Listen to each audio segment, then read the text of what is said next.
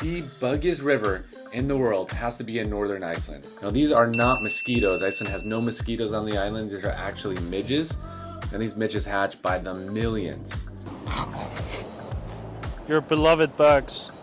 You're not even looking at me because you're Just in my ear for like a week after that. Like a buzz in my ear for a week. Because they're so loud when there are so many of them. That was here? Yeah. Wow. Look at that. It's like a beekeeper. Wow. There are tons of brown trout in this river, and there's some absolute monster brown trout, even up to 32 inches in this stretch of river. Somebody caught a 30-incher? Yeah. 32. 32-inch brown trout.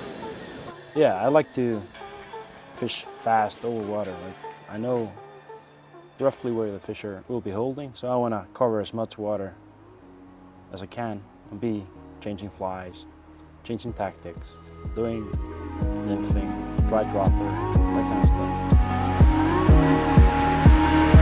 Yep. Yes! Yes! Left stream. So yeah, good. Oh!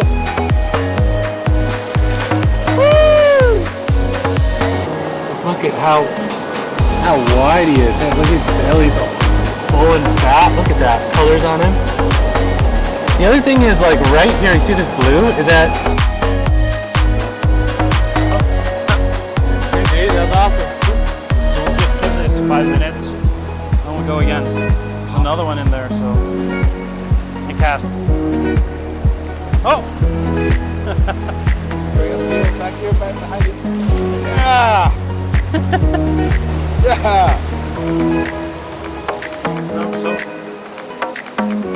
Fish.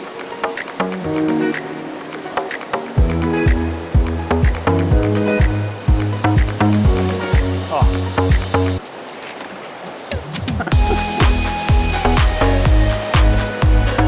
It's a little bit bigger. Yeah. See for a minute just jumping, holding the tail, kind of dancing in the water. Do it all the time, they go crazy. Oh yeah, they're getting gradually bigger. Woo!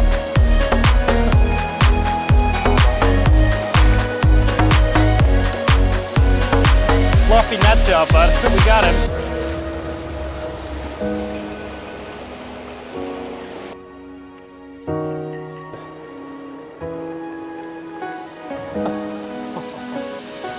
Like, that didn't take long.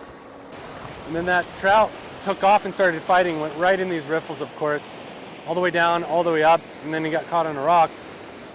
So he's on the other side. Billy went all the way down there, across the bridge. Well, that was entertaining anyway. First 4 minutes, hooking to a huge brown trout. Gets stuck on the other side of the river. Billy, do you have to fight, as a guide, do you have to fight people's maybe expectations? Yeah. For coming here a lot, like they see the pictures on Instagram and they think, oh, I want to catch that 10-pound brown that some guy caught 2 years ago. Yeah, you do. You do have to like control expectations. A lot of people maybe don't have the ability or the health, physique, whatever. Like it's hard work, it's long hours, it's a lot of casts, a lot of walking. So maybe if you're not in shape to walk like 2 miles, 3 miles, like it can be hard because big fish they're tricky and you need to be really versatile with casting and techniques because some days will be dry, some days nymphs, some days streamers. Like you gotta change it up and use all the tactics in your arsenal and try to really. It's a code that you have to crack each morning. So you have to figure out what they're eating because we don't have that many hatches. We have a lot of these midges. We have some caddis, of course, but we don't have mayflies or salmon flies, that kind of stuff. Blue-winged olives, we don't have any of that. So we gotta figure out how they're behaving, where they're holding. Are they holding in shallow water, fast water, deep water? Water with a lot of oxygen. So they move around a bit.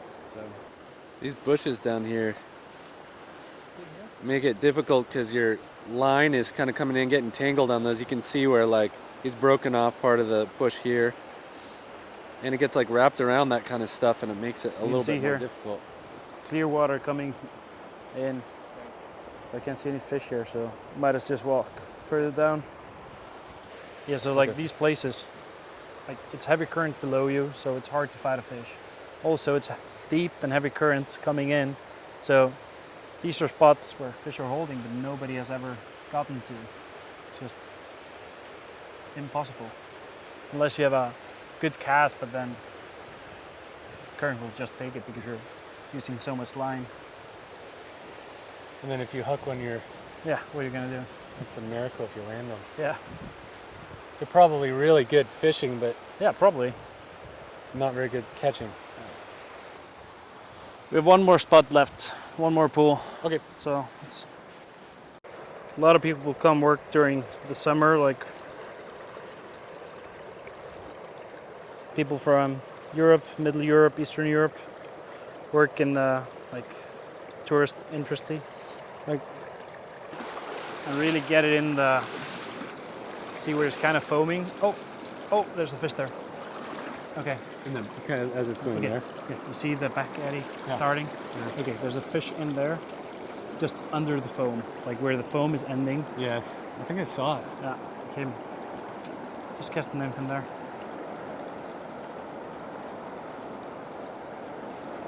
It's kind of a tricky spot. I was going to say, we can go further up. Yes.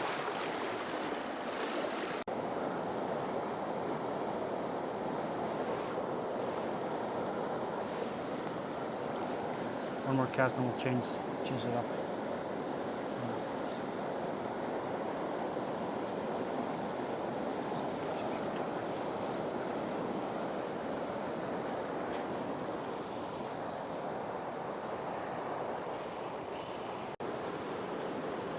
That one was? Yeah. You could tell?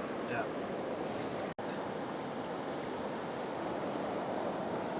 I was just saying these rivers look like Montana rivers a little bit, but they fish so much differently because, you know, they're free flowing, there's no tailwater, there's no main hatch, they don't have mayflies.